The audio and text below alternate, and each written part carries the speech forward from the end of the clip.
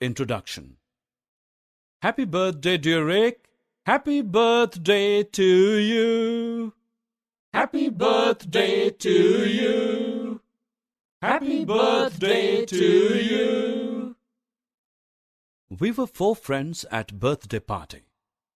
Rick had cut the cake in 4 equal pieces, and each of us got 1 piece. Do you know, this reminds me of fractions. Want to know more? Join me to wade through the world of fractions. Objectives. At the end of this lesson, you would be able to understand fractions, make part of a whole to show fractions, understand and write equivalent fractions. You just saw we had 4 pieces of a cake.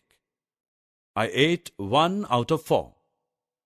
If I eat 1 piece of cake, how can we count it? Yes, we will use fractions for such type of counting. A fraction is a part of whole.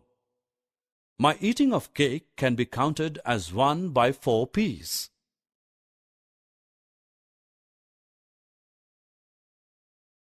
Wow, pizza!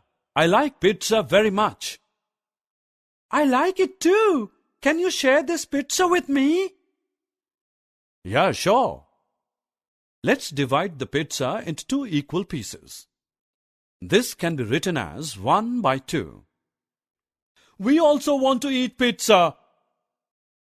Okay, let's divide the pizza into 4 pieces.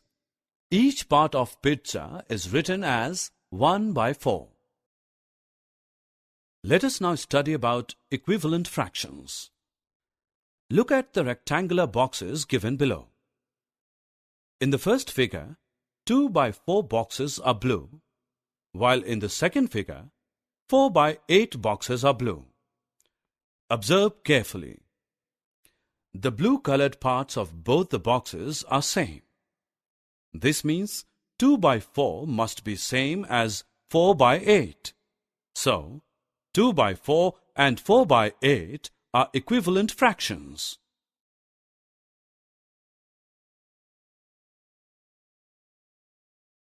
Summary. Let us summarize what we have learned. Fractions are part of the whole. Equivalent fractions have same value even though they appear different.